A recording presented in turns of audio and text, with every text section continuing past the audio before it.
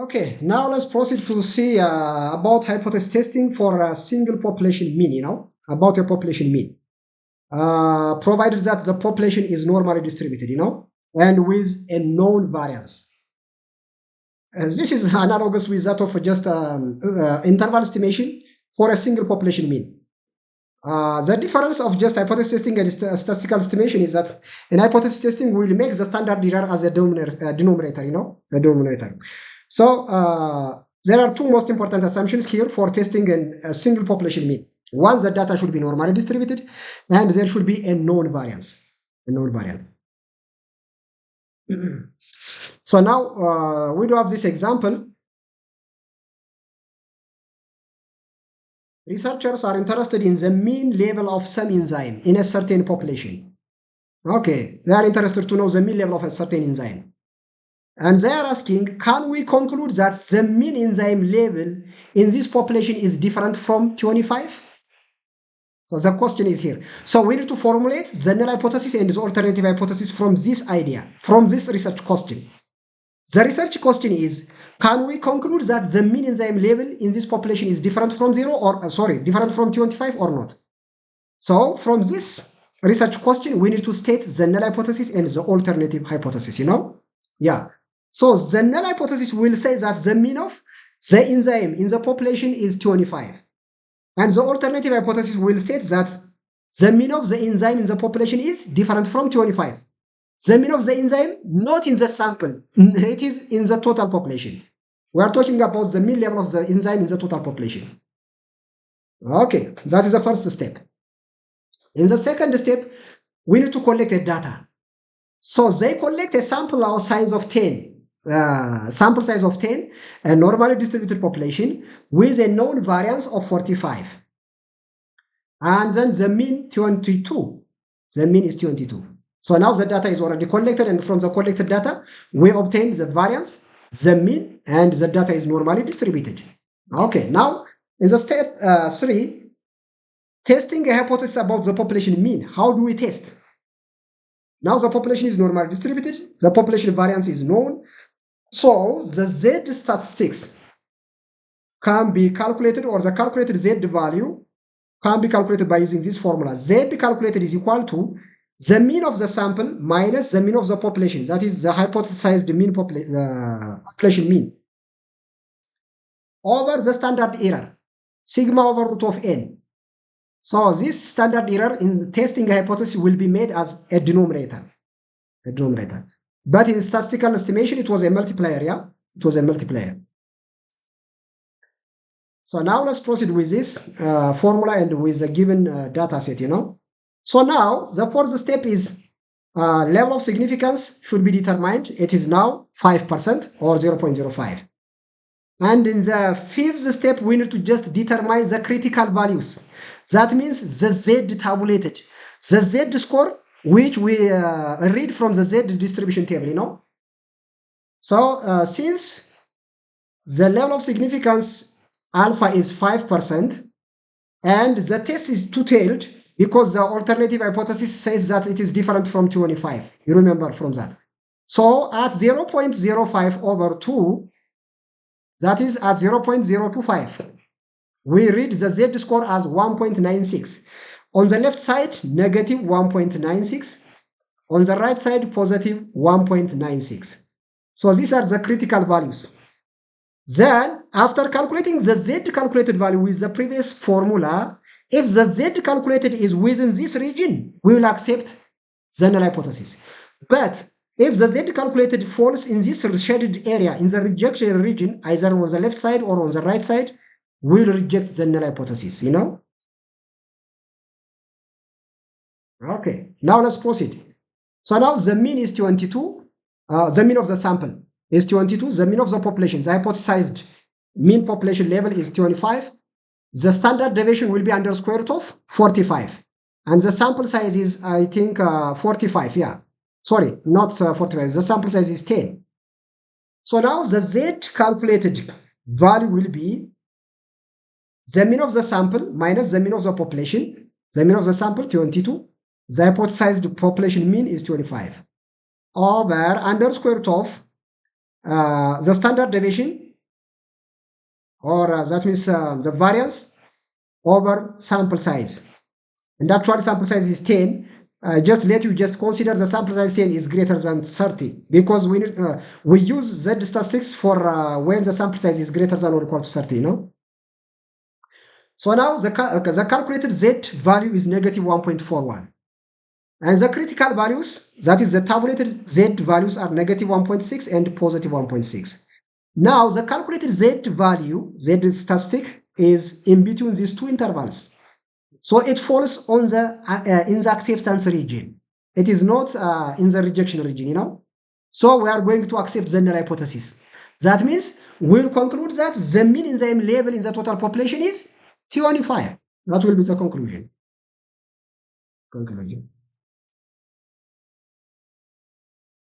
So since negative 1.41 falls in the acceptance region, we accept the null hypothesis. So the mean enzyme level in the population is not different from 25. It is 25, you know? Okay. When the sample size is less than 30 and when the variance is unknown, actually, when the variance is unknown, even though the sample size is greater than 30, if the variance is unknown, we can estimate the standard deviation with the sample standard deviation, you know? Instead of sigma, we can use S, or the standard deviation of the sample can be used if the standard deviation is not known. So you can replace this S instead of sigma, you know. Otherwise, the remaining procedures will be the same. Now, let's do this example with unknown variance. The serum amylase determination were made on a sample of 15 apparently healthy subjects. The sample yielded a mean of 96 and a standard deviation of 35. The population was normally distributed, but the variance was unknown. Okay. We want to know whether we can conclude that the mean of the population is different from 120. So the null hypothesis will say that the mean of the mean value is 120, and the alternative will say that the mean is different from 120. Now we have a sample size of 15, mean level of amylase or serum amylase 96, variance or standard deviation of 35. So this standard deviation is the standard deviation of the sample, not the population. So the variance of the population is not known, you know, it is not known. So we can use the sample standard deviation as a point estimate of the population standard deviation. That is the idea. Okay.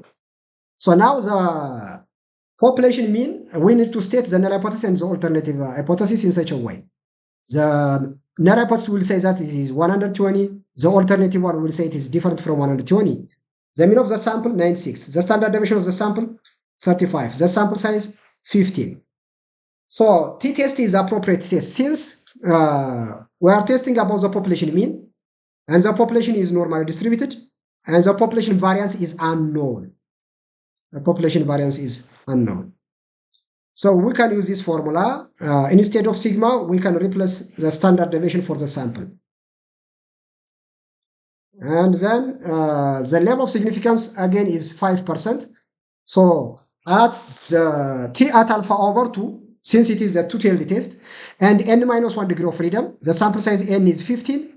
When minus 1, it will be 14. So at this degree of freedom and level of significance, you will get t tabulated value of 2.1448. So the positive will be on the right side and the negative will be on the left side. These are the tabulated values of t-score, the t tabulated values. And the t calculated value with the given formula will be negative 2.65. Now negative 2.65 is below negative 2.1448. So it is in the rejection region. So we are going to reject the null hypothesis. Since this number is less than the tabulated value, it falls in the rejection region. So we reject the null hypothesis. So the mean of the population from which the sample came is not 120. It is different from 120. So that will be the conclusion, you know. So this is the way how we need to just test a single population mean, when the variance is known and when the variance is not known. Now the next issue is hypothesis testing for two population mean difference, the difference between two population means. Provided that the population is normally distributed and the two samples are independent, they are not related, and when they do have a known variance, we will use the Z statistics. If they do have a known variance, if the data is normally distributed, and if the samples are independent, we'll use the Z distribution, So now let's have this example again. In a large hospital for the treatment of mentally retarded, a sample of 12 individuals with Mongolism yielded a mean serum uric acid level of 4.5, the mean level. In a general hospital, a sample of 15 normal individuals of the same age and sex were found to have a mean value of 3.4. Okay. If it is reasonable to assume that the two populations of values are normally distributed with variance equal to 1. Okay. Do this data provide sufficient evidence to indicate a difference in mean serum uric acid level between the normal individuals and individuals with Mongolism, So that is the research question. We do have two groups of individuals from a large hospital among Mongolic individuals and from a general hospital with their respective mean value and a common variance or homogeneous variance of 1 or a variance of 1 in both the groups. So now, how do we state the null hypothesis and the alternative one? The null hypothesis will say that the mean of the first group is equal to the mean of the second group. And the alternative one will say that the mean of the first group is different from the mean of the second group. That is a two-tailed test. Now the mean in the first group from the sample, the mean of the sample is 4.5. The sample size is 12. The standard deviation is 1. In the second group, the mean value is 3.4.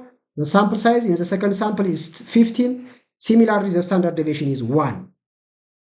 So we need to use the Z test is appropriate because we do have a normally distributed data and there is a known standard deviation for the population. So now let's proceed. So we need to use this formula in order to just test the hypothesis. The Z calculated is equal to the difference of the sample means x bar 1 minus x bar 2 minus the difference of the two population means mu1 minus mu2. That is the numerator over the standard error of the difference of two means. The standard error of the difference of two means is under square root of sigma 1 square over n1 plus sigma 2 square over n2. So this is the way how we need to calculate the Z calculated value. And the fifth step, we need to just determine the level of significance alpha. That is 5%. So the Z score will be read at alpha over 2 because the test is two-tailed. So we could have 1.96 from the Z table. The positive 1.96 in the right side and the negative on the left side. Now let's finalize the Z calculated value with the formula, So now the Z calculated value is around 2.28. So 2.28 is greater than 1.96, 2.28. This is 1.96 and 2.28 is greater than 2.28, sorry. So this is in the rejection region. So we are going to reject the null hypothesis. So we are going to conclude that the mean of the first population is different from the mean of the second population. So since 2.82 is greater than 1.96, rejects the null hypothesis. So there is an indication that the means are not equal. The mean of the two population are not equal. So that will be the conclusion. Okay, when there is no known variance, when there is unknown variance, we are going to use the t-test similarly. Okay, unknown variance, but the unknown variances are equal. So we can use the sample variance as a point estimate of the population variance, And but provided that the samples are independent. So now let's have this example. The serum amylase determination were again made on a sample of 15 apparently healthy subjects and 22 hospitalized subjects, Suppose the samples have these values. The mean of the first sample, 96. The standard deviation of the first sample, 35. The mean of the second sample 120. The standard deviation of the second sample is 40. Now the populations are normally distributed, and the question here is, could we or would we be justified in concluding that the population means are different? Is there a difference in between the two population means? So based on this, we can just state the null hypothesis and the alternative hypothesis. So that similarly, the null hypothesis will state that the mean of the first population is similar or equal to the second. The alternative will say that they are different from each other. So the test is, t-test is appropriate, the test statistic. So to calculate the t-calculated value, we need to use this formula. The difference of the sample means minus the difference of the population means over the standard error of the difference of two population mean. That means under square root of pooled variance over n1 plus pooled variance over n2. You remember how the pooled variance can be calculated in the statistical estimation formula that we have seen in the morning session. Okay. So with this formula, and the degree of freedom for the t tabulated should be n1 plus n2 minus 2 degree of freedom at alpha over 2 and with this degree of freedom. Because the test is two-tailed, it will be t at alpha over 2 and with degree of freedom of n plus n1 plus n2 minus 2. So level of significance alpha is 5. So 0.05 divided by 2, it will be 0.025. So t tabulated at 0.025 with degree of freedom of 35. That means the sample sizes of the two samples will be summed up and you subtract 2, you know. I think the sample size is 15 and 22. 15 plus 22 is 37. 37 minus 2 is 35. So the degree of freedom is 35, you know. So from this, the tabulated t value or the t tabulated value from the table is 2.0301. So the negative value will be on the left side and the positive value will be on the right side of the curve. Now let's finalize the t calculated value with this formula and we'll compare with the tabulated one. We'll compare with the tabulated one. Okay. Now the pooled standard deviation will be calculated with this formula, the ones that we have already seen in the statistical estimation. So the t calculated finally will be with the given formula negative 1.88. So negative 1.8 falls within the acceptance region. Let's go back to the previous slide, you know. Negative 1.88. Negative 1.88 will be around here, you know. So it is in between these two critical values. So it falls in the acceptance region. So we'll accept the null hypothesis, you know. It will not be rejected. So on the basis of this data, we can not conclude that the two population means are different, you know. That means the two population means are the same. They are not different. We can conclude in such a way. Okay. When we do have unequal variance, again, when we do have unequal variance, similarly that we have seen in the morning session for statistical estimation, you know, we use the test statistic as test statistics will be used again.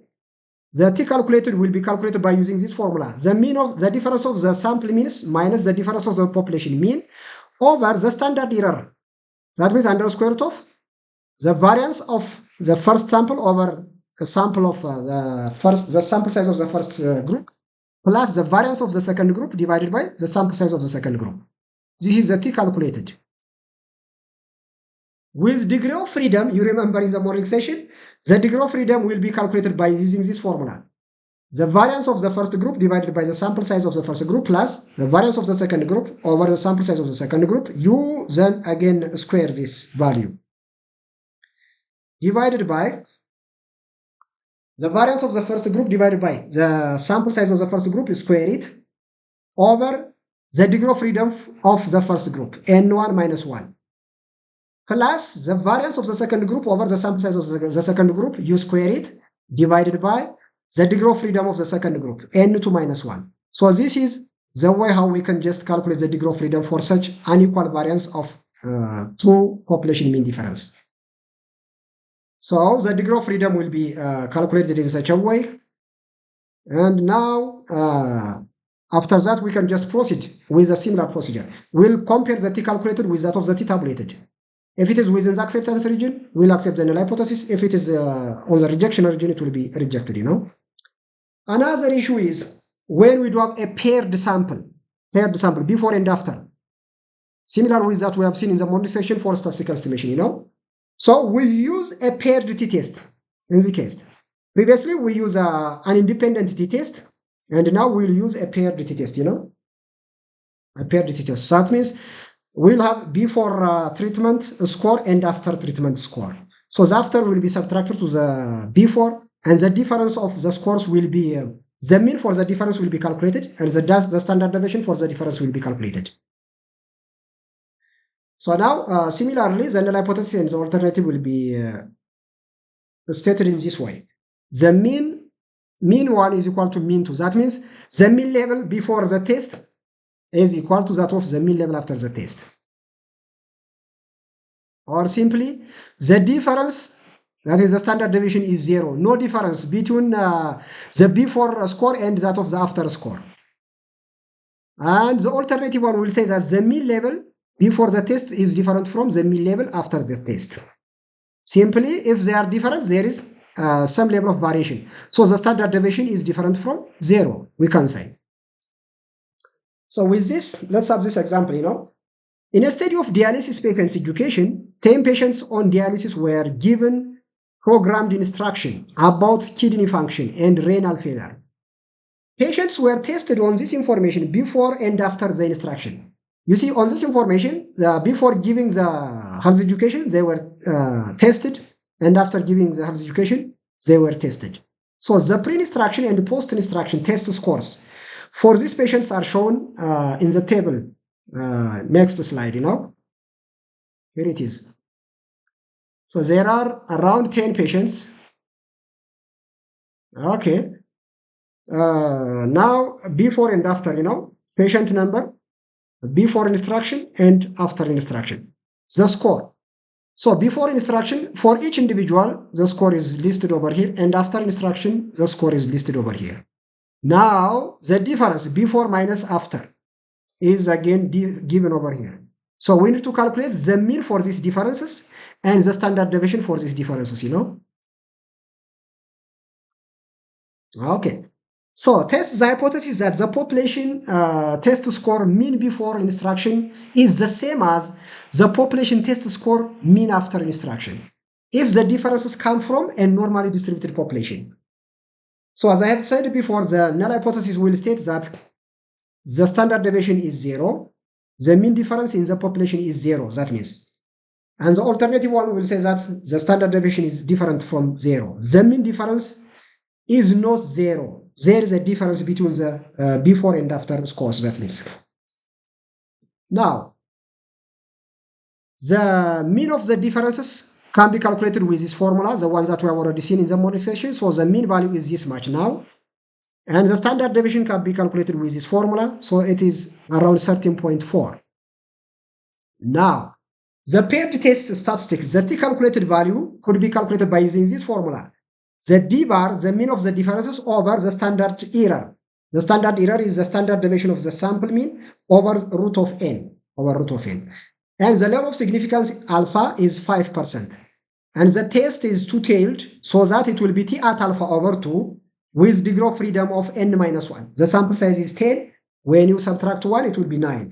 So the T tabulated is 2.2622. And now let us finalize the T calculated with this formula. The mean of the difference is over here, and the standard deviation is over here. The sample size is 10. So we can substitute these numbers in the formula, Now the T tabulated or the critical values are placed on the curve. On the left side, the negative, on the right side, the positive critical value. So the T calculated value with the given formula will be negative 3.96. So negative 3.96 will be around here, below this score, negative 3.96. So it falls in the rejection region. So since negative 3.96 falls in the rejection region, we reject the null hypothesis. So we conclude that there is a significant difference between the population mean before and after the instruction. There is a statistical difference in between the population mean difference before and after the instruction. So that will be a conclusion, you know. And the next scenario is hypothesis testing for a single population proportion. Hypothesis testing for a single population proportion. Now let's solve this similar example that we have used for statistical estimation in the morning session. A survey was conducted to study the dental health practice and attitudes of certain urban adult population. And of these 300 adults interviewed, 123 of them said that they had a regular checkup twice a year. So now the question here is, can we conclude that the population proportion is 50% or 0.5? That means the proportion of population who had a dental checkup twice a year. Is that 50% or different from 50%? That is a research question. So from this question, we can just set up or develop our null hypothesis and alternative hypothesis, you know.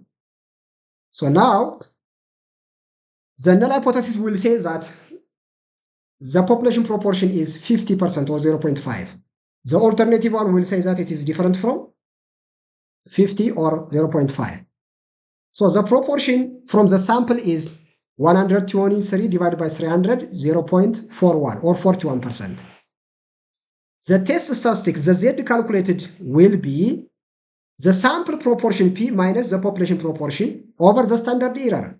The standard error is under square root of pi naught in the bracket 1 minus pi naught over n, the sample size. And the level of significance is alpha. So the Z score will be Z dot alpha over 2. The usual value, that is 1.96. So that is a critical value. A critical value. So the critical values are placed on the graph over here, 1.96, the negative on the left side, the positive on the right side. So now let's just finalize the Z calculated value with the previous given formula. And now it will be negative 3.11. So negative 3.11 is in the rejection region. Negative 3.11. So it falls in the rejection region. In the rejection region, you know. So we reject the null hypothesis. So we conclude that the population proportion or the proportion of population who had a dental checkup twice a year is not 50%. It is different from 50%. And what is the point estimate that we have obtained from the sample? That is 41%. It is not 50, rather it is 41. Because the sample result is 41, you know. So we can just reject the null hypothesis. That is, it is not 50%. Rather, the alternative hypothesis will be accepted, which states that it is different from 50. And the actual value, which is obtained from the sample, is what? It is 41%. It is 41%, which is different from 50. Okay. Now, I think the last but not the least is hypothesis testing about the difference between two population proportion. The difference between two population proportion. So now for this, the null hypothesis will be stated in such a way now. The population proportion of these two populations are the same. And the alternative one will say that they are different from. They are different from each other, you know. And actually, instead of using different from, we can even say greater than or less than. But the test will be one-tailed, you know, as I have said before. So we use a pooled sample estimate for the common hypothesized proportion, which is a weighted average of the sample proportion. So the pooled proportion will be calculated with this formula. The pooled proportion P is equal to N1 P1 plus N2 P2 over N1 plus N2. So this is the pooled proportion. So after calculation of this pooled proportion, we need to just proceed to just calculate the standard error for the difference of two population proportion, you know. So the standard error of the two population proportion difference, that is P1 minus P2, is equal to, finally it will be in this one, under square root of P into 1 minus P, multiplied by 1 over N1 plus 1 over N2. So this is the standard error of the two population proportion difference, you know. So the Z calculated value will be P1 minus P2. That means the difference of the sample proportion minus the difference of the two population proportion over the standard error of the two population proportion difference. This value will be replaced, you know. This will be the denominator here. So this is a formula for the calculation of the Z calculated value for hypothesis testing for a two population proportion. So with this formula, let's have this example, you know. 200 patients suffering from a certain disease were randomly divided into two equal groups. Of the first group, 78 recovered within 3 days. This is the one that we have already seen in the statistical estimation session, you know. And again, out of the other 100 who were treated with a new drug, 90 of them recovered within 3 days. So the physician wished to know whether the data provide sufficient evidence to indicate that the new treatment is more effective than the standard treatment. Is the new treatment more effective than the standard or not? That is the question we are going to test. So now, the null hypothesis will be stated in such a way, you know, the mean value in the first group, the proportion of individuals who recover from the disease in the first population will be the same as that of the second one. Okay, now let's make it as a one-tailed test, you know. The proportion in the first population is less than the proportion in the second, because we have said that the new drug could be better than the standard one, you know. So the proportion of recovered individuals who took the new drug, the standard drug, are less than the proportion of individuals who are taking the new drug. So in the first group, the proportion is 78 over 100, 0.71. In the second group, 90 over 100, it will be 0.9. The second group is a group taking the new drug. So that is why the proportion is higher, the proportion of recovery. Okay, now let's calculate the pooled proportion with the previous formula, N1 P1 plus N2 P2 over N1 plus N2. With that formula, the pooled proportion is 0.84, you know. So with this, we can proceed to calculate the standard error. The critical value, the level of significance is set as 5%. And the test is now one-tailed test, you know. So alpha will not be divided by 2, you know. Rather, Z will be, the Z score will be read at Z at alpha. Z at alpha. That means Z at 0.05. So that the Z score will be 1.64 from the standard normal distribution table. 1.64. So that the critical values will be placed on the normal curve, the negative side on the left side. Since it is a one-tailed test and it says less than, we need to just put the critical value of the left side. Now, the Z calculated with the previous given formula, the sample proportion, the proportion of the sample,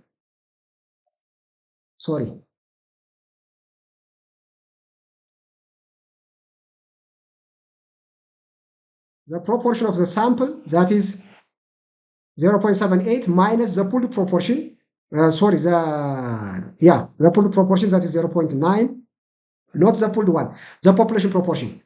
The population with, N1, P1 minus P2.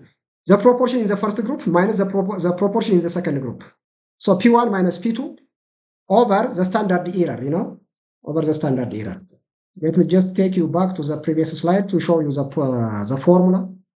This one, Q1 minus P2. Q1 minus P2.